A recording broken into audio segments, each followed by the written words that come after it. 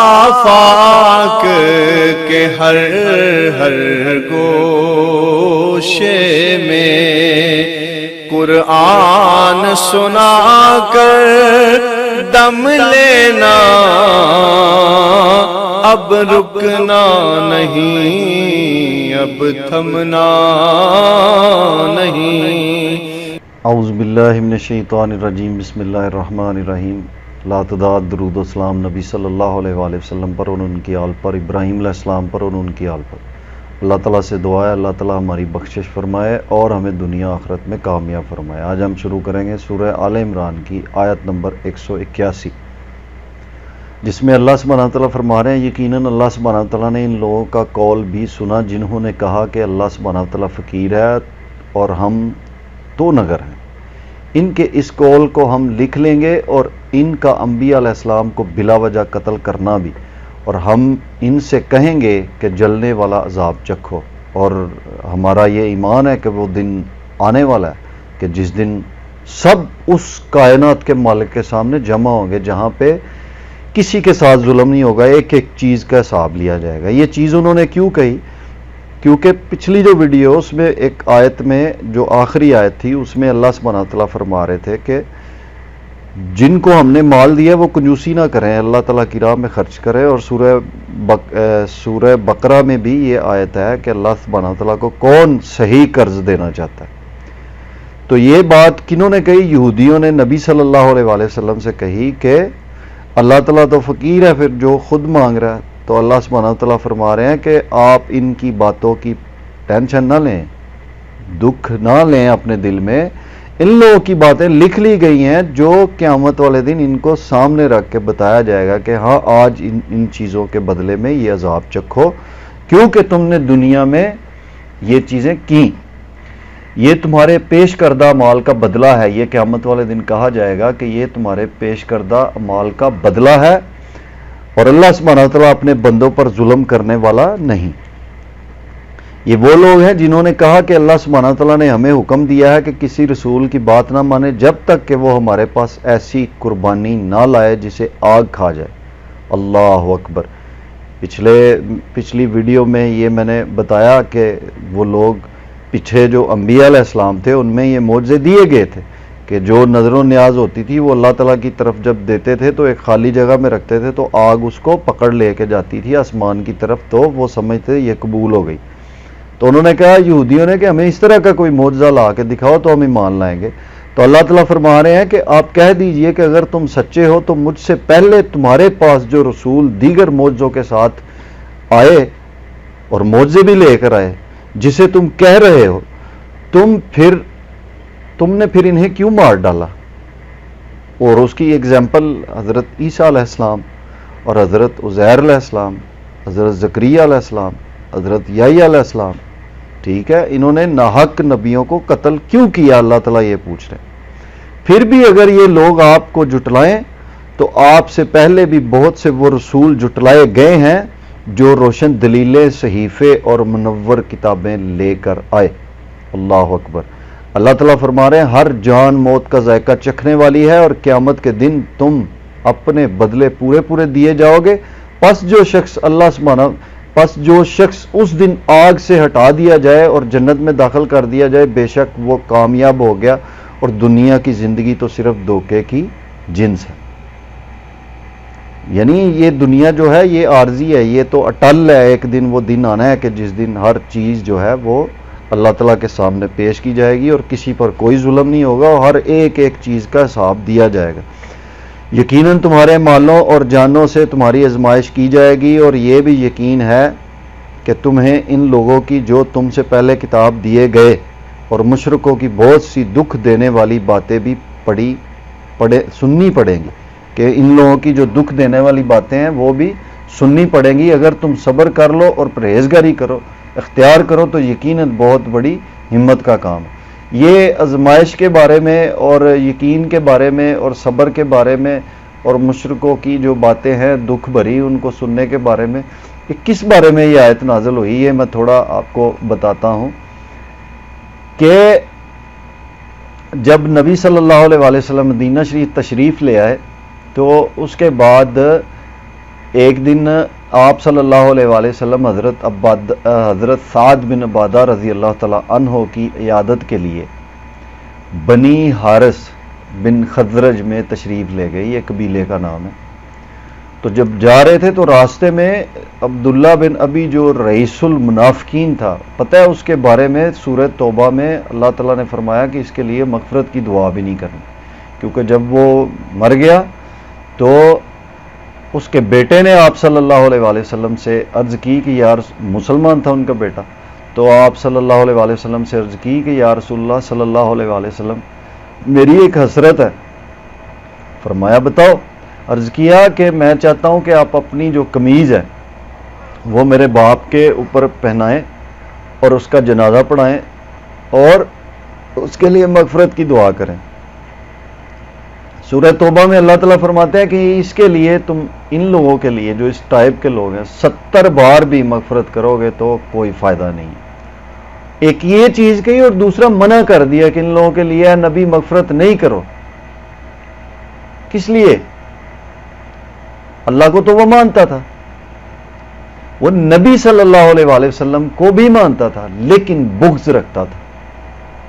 مطلب نبی صلی اللہ علیہ وآلہ، بڑی سمجھنے والی یہ چیز ہے، نبی صلی اللہ علیہ وآلہ وسلم پر ایمان رکھتا تھا لیکن نافرمان تھا، ان کے جو فرمان تھے ان کے اوپر عمل نہیں کرتا تھا۔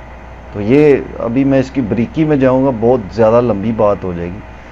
تو اس کا مطلب یہ ہوا کہ آپ صلی اللہ علیہ وآلہ وسلم پر ایمان لانا اصل میں یہ ہے کہ ان کی جو بتائی ہوئی تعلیمات ہیں ان کے اوپر عمل کرنا۔ اللہ تعالیٰ ہمیں عمل کرنے والا بنا۔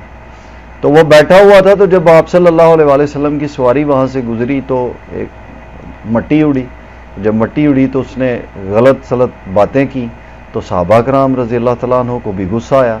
خیر اللہ کے نبی صلی اللہ علیہ وآلہ وسلم نے ان کو سمجھایا اور بات وہیں پہ ختم ہو گئی۔ تو جب آپ صلی اللہ علیہ وآلہ وسلم حضرت سعد بن عبادہ رضی اللہ تعالیٰ عنہ کے پاس پہنچے تو جا کے سارا واقعہ سنایا کہ یہ بات ہوئی ہے، کیوں کی ہے اس بندے نے۔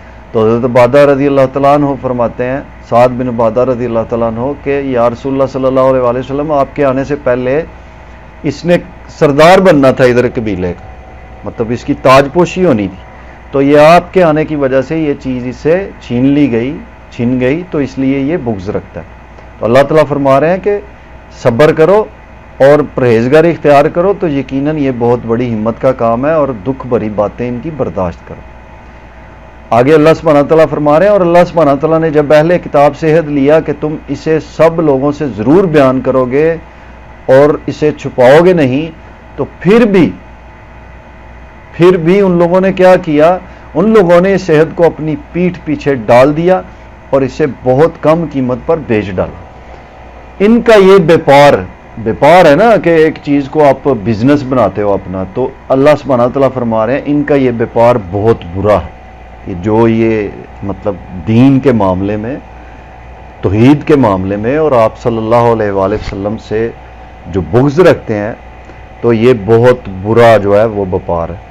وہ لوگ جو اپنے کرتوتوں پر خوش ہیں اور چاہتے ہیں کہ جو انہوں نے کیا اس پر بھی ان کی تعریفیں کی جائے، تو اللہ تعالیٰ فرما رہے ہیں آپ انہیں عذاب سے چھٹکارے میں نہ سمجھیے، ان کے لیے تو دردناک عذاب ہے۔ آسمانوں اور زمین کی بادشاہی صرف اور صرف اللہ سبحانہ تعالیٰ کے لیے ہے، اور اللہ سبحانہ تعالیٰ ہر چیز پر قادر ہے۔ آسمانوں اور زمین میں، آسمانوں میں، ساتوں آسمانوں میں اور زمین کی پیدائش میں اور دن رات کے ہیر پھیر میں یقیناً عقل مندوں کے لیے نشانیاں ہیں۔ اللہ سبحانہ تعالیٰ ہمیں قرآن پاک کی صحیح سمجھ عطا فرمائے۔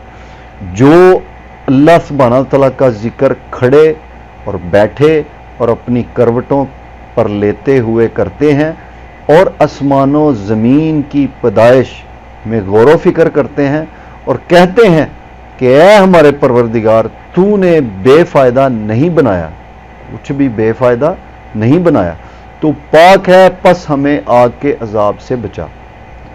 آمین ثم آمین۔ اے ہمارے پالنے والے، تو جسے جہنم میں ڈالے یقیناً تو نے اسے رسوا کیا اور ظالموں کا مددگار کوئی بھی نہیں۔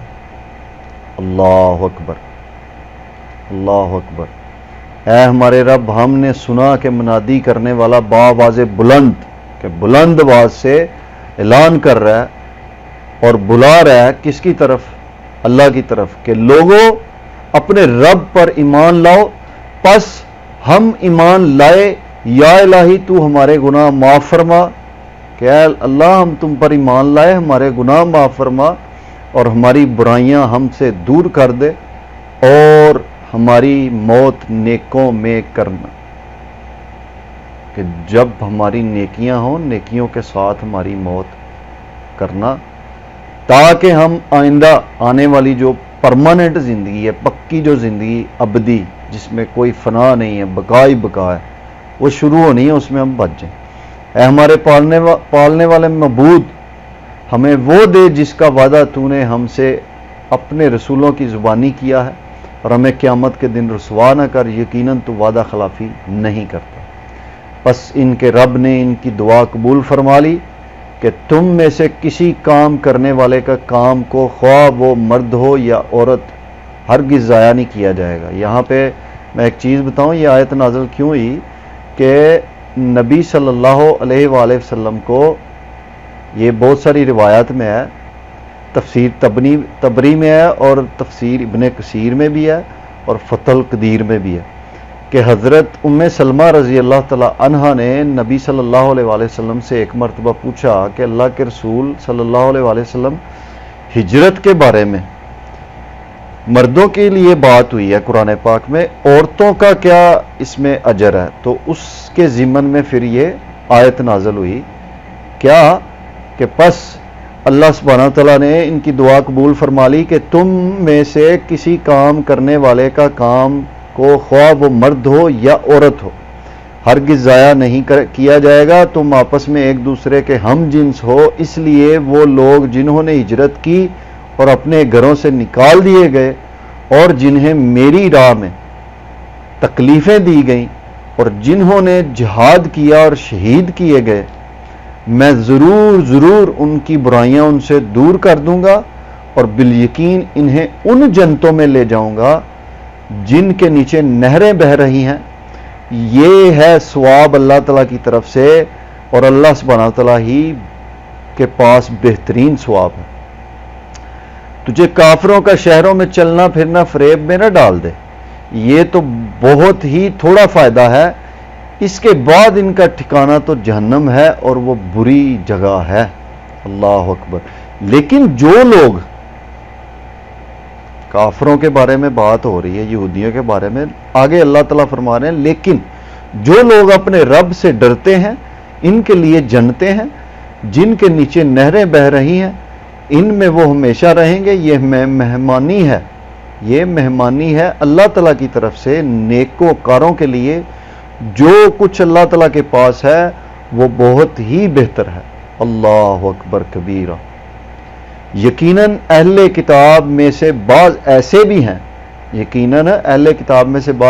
ہیں جو اللہ سبحانہ تعالیٰ پر ایمان لاتے ہیں اور تمہاری طرف جو اتارا گیا ہے اور ان کی جانب جو نازل ہوا اس پر بھی اللہ سبحانہ تعالیٰ سے ڈرتے ہیں، اور اللہ سبحانہ تعالیٰ کی آیتوں کو تھوڑی تھوڑی قیمت پر بیچتے نہیں۔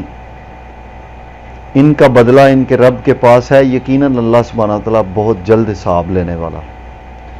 اے ایمان والو، تم ثابت قدم رہو اور ایک دوسرے کو تھامے رکھو اور جہاد کے لیے تیار رہو، اور اللہ سبحانہ تعالیٰ سے ڈرتے رہو تاکہ تم مراد کو پہنچو۔ اللہ اکبر کبیرہ۔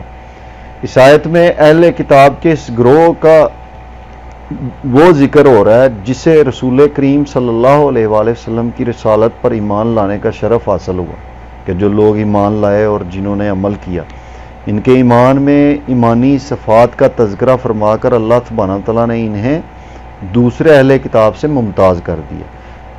کن سے؟ جن کا مشن ہی اسلام، پیغمبر اسلام اور مسلمانوں کے خلاف سازشیں کرنا ہے۔